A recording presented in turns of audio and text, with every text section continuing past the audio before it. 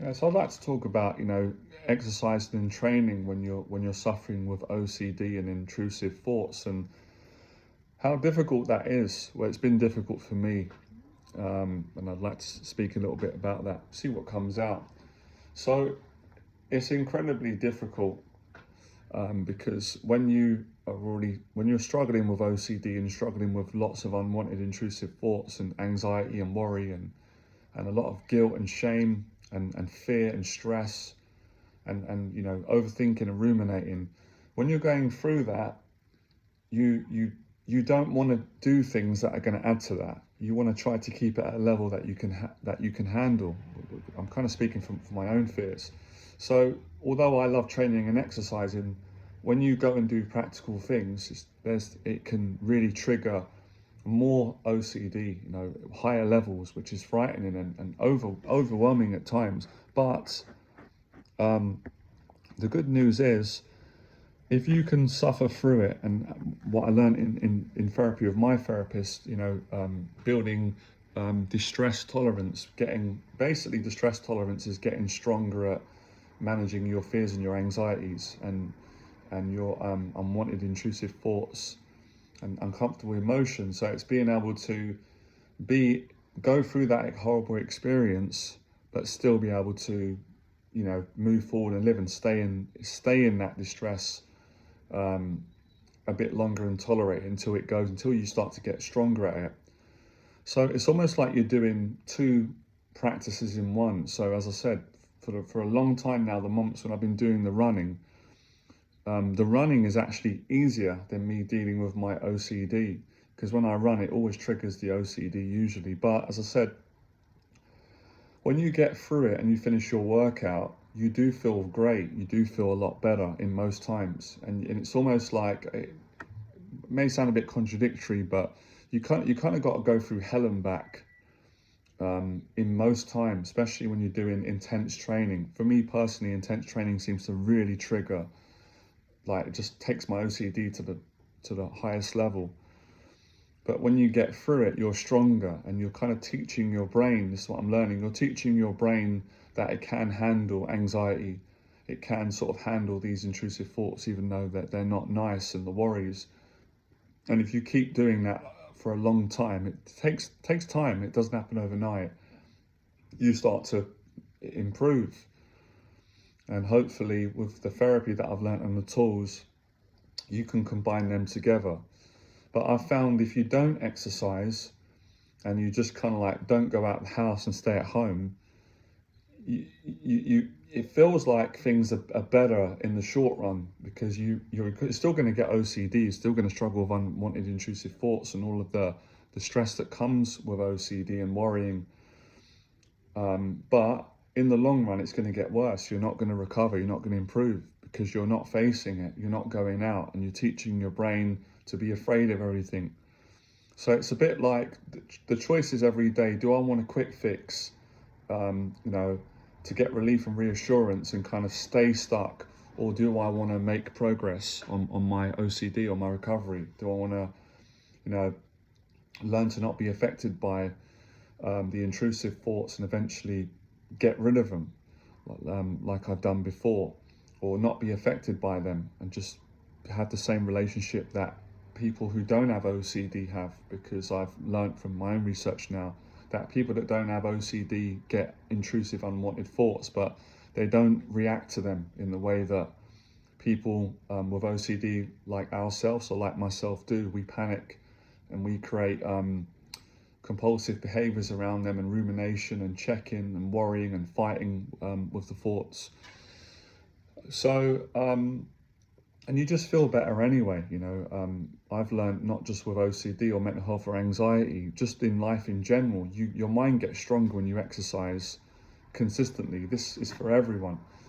So that's what I've learned lately.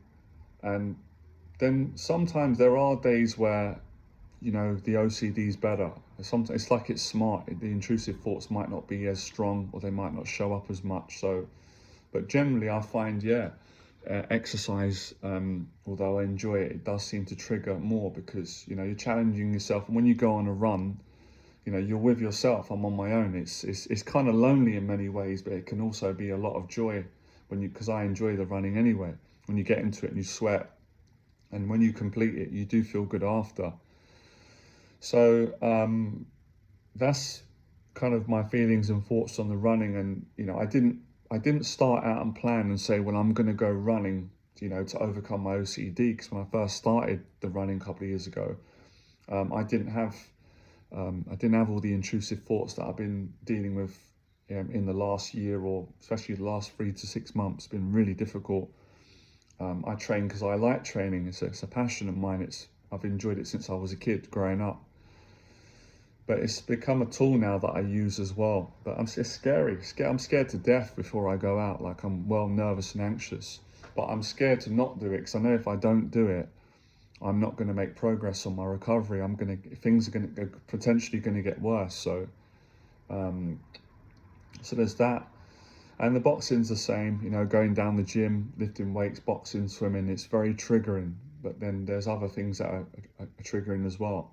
But like I said, you get a big reward after. And I found if I'm consistent with it and I train consistently, it doesn't have to be every day, that's a bit too much, but consistently, I start to notice that my mind does start to improve, and I'm being hopeful that it will add up, you know. If I keep doing it, it will get better and better. But yeah, I notice a difference if I break my routine. I get, you know, because I'm dealing with depression. You know, you deal with depression with OCD. Depression's stronger, anxiety, intrusive thoughts are stronger. I just feel bad in a very, very dark place. If I take even a week or a couple of weeks off and I stop eating healthy, if I start eating bad again, eating sweet, sugar, too many takeaways, fizzy drinks, and then I don't go gym and run, my mental health just starts getting worse and worse. And then I get more scared and I start losing my courage and confidence. And then it's like, it gets harder to go back out and face life. So some insight there. I know some of you might know, and it's kind of helping me to get this off my chest. Other things are there as well.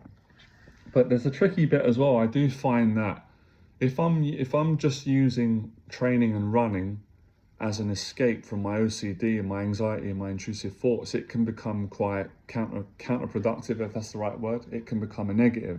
It becomes compulsive. And I have been doing that for a while. I have to get the right balance of training because I want to train, I enjoy it. And yes, it's strengthening, it plays a part. It doesn't do all of it, but it definitely plays a part in helping me to recover and make some progress with my OCD.